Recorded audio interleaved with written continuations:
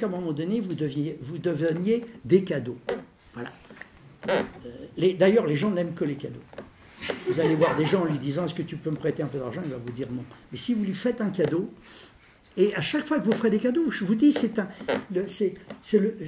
le plus beau déplacement. C'est le plus beau déplacement.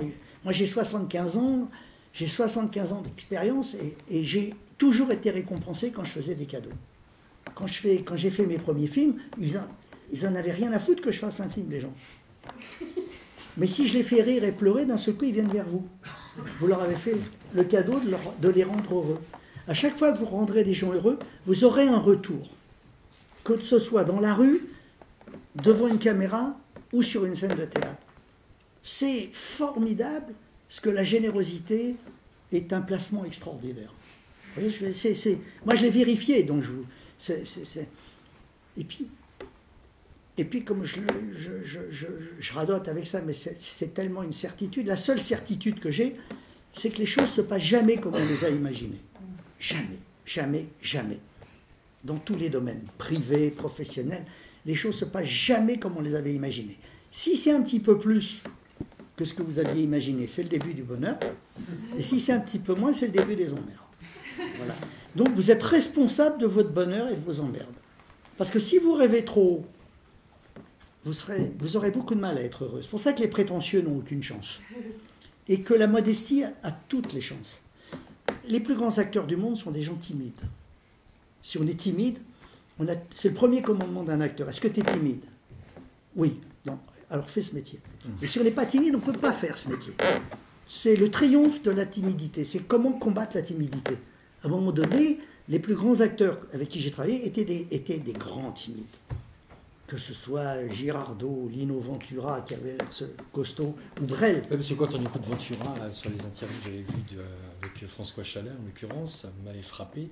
Ce qu'il dit, je suis désolé, je ne sais pas pour les autres, mais moi, j'ai pas peur, ça ne me fait pas peur. Le cinéma ne me fait pas peur. Je ne suis pas persuadé que c'est... Mais c'est pas vrai. Voilà. Mais c'est pas vrai. Parce que là, il roulait sa caisse. Je veux dire, quand je disais moteur, action, il était comme les autres, vous voyez. Et c'est parce qu'il avait peur qu'il devenait bon. Et lui qui a été à l'école, on va dire, entre guillemets, à l'école de Audiard, à l'école d'une écriture précise, le fait d'un seul coup de tourner avec vous et d'avoir champ libre, ça l'a perturbé. Non, il était heureux, parce que c'est un acteur de la rue. Il est venu de n'importe où. Un catcheur. Voilà. Ouais, enfin, oui, ça peut être un catcheur, mais aujourd'hui, il y a des gens qui vont dans des écoles de cinéma pour devenir metteur en scène. Mais peut-être que le grand metteur en scène de demain, il est dans la rue. Il est autodidacte, il ne sait pas lire et écrire. Parce qu'on est tous cinéastes. Parce que demain matin, c'est la sensibilité, c'est le regard. Quand Stallone fait le premier Rocky, il sait à peine lire et écrire, et il fait un des plus beaux films du monde. Après les autres, c'était moins bien, mais il vient de la rue. Il n'a jamais joué la comédie, mais d'un seul coup, il y a une telle sincérité. La sincérité a tous les talents. Pour ça, évitez d'être des tricheurs. Voilà, évitez d'être des tricheurs. Parce que la tricherie, elle est toujours sanctionnée à un moment donné. Moi, il m'est arrivé de tricher, hein, et j'ai fait des bides. Hein. Donc vous y avez été tenté aussi. Évidemment. Quand vous faites un succès, un triomphe mondial, vous avez envie de le répéter. Et ça, c'est une tricherie en ce moment? Ben évidemment. Ou c'est un désir Non, parce que les applaudissements, c'est sympa, j'avais envie encore d'une séance d'applaudissements. Vous avez un Oscar, vous en avez envie un autre. Voilà. Et donc vous croyez qu'il faut refaire la même chose? Non. Vous aurez un deuxième Oscar si vous faites autre chose. Parce que c'est la question que je vais vous poser. Comment on vit l'échec, c'est une chose, mais comment on vit la réussite? Parce que par rapport à 2 Oscars et à une Palme d'Or, quand même, à 20, je ne sais pas que vous l'aviez, vous aviez 24, 25 ans, 26 ans, enfin, je veux dire, c'est quand même... comment on vit avec ça? Alors, je vais vous dire... Parce qu'on se dit, ça y est, tout est fait, entre guillemets. Je pense à Dujardin qui a l'Oscar à 40 ans. Il est tout neuf. Oui. Moi, j'ai parlé avec lui la semaine dernière. C'est pas ça qui l'intéresse. Si vous voulez, mon amour du cinéma est plus fort que les Oscars. Voilà. Moi, quand j'ai fait un film, je pense tout de suite à battre mon record. Je suis un sportif, et tous les sportifs, ils pensent qu'à une chose. L'esprit sport, c'est de battre son propre record. Donc, moi, j'ai jamais eu le sentiment d'avoir réussi un film. Et je suis sincère, c'est pas une coquetterie. Je pense que j'ai fait des très beaux brouillons. Vous voyez? Il n'y a pas une fois où vous vous êtes dit, putain, je viens de faire un... Ben non, sinon je m'arrêterais. Pas dit. Non, non, le jour où vous avez le sentiment d'avoir fait un chef-d'œuvre, vous vous arrêtez, vous avez envie de vous arrêter. Mais les brouillons, il n'y a rien de plus beau. Il y a tout dans un brouillon. Vous voyez ce que je veux dire? Bon. Alors, et puis j'ai envie que ça reste des brouillons. J'ai envie que ça reste des objets imparfaits. J'ai envie que ça reste, qu'il y ait cette spontanéité que j'ai mis dans le film. Vous voyez ce que je veux dire? On pourrait des fois se dire, on va améliorer, on va gommer ci. Non, les imperfections font partie de la vie. On est dans un monde où l'imperfection est permanente. On a tous les qualités de nos défauts. Donc l'imperfection, je crois que l'imperfection sert mes films. En ce moment, ce qui me fait plaisir, c'est que il y a toute une génération de gens qui m'arrêtent à longueur de journée pour me dire que mes films leur ont apporté un peu plus que le fait d'aller au cinéma. Donc qui vivent... Moi, j'ai jamais pensé à ça. Je ne pensais pas qu'à un moment donné, certains de mes films deviendraient des modes d'emploi. Je ne pensais pas, c'était à ça de mon vivant. Voilà.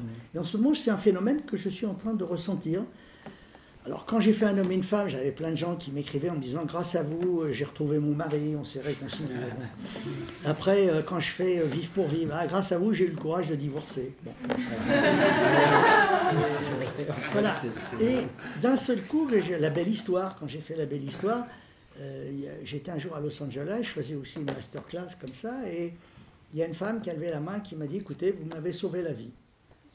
La Belle Histoire m'a sauvé la vie. » Alors elle explique devant tout le monde qu'un soir elle avait décidé de se suicider, elle avait acheté tout ce qu'il fallait, elle a loué une chambre dans un hôtel, elle a mis Don't Disturb sur la porte, elle s'est mise sur le lit, elle avait tous ses médicaments, elle était prête, puis elle a allumé la télé pour que ça fasse du bruit. Et à ce moment-là commençait La Belle Histoire.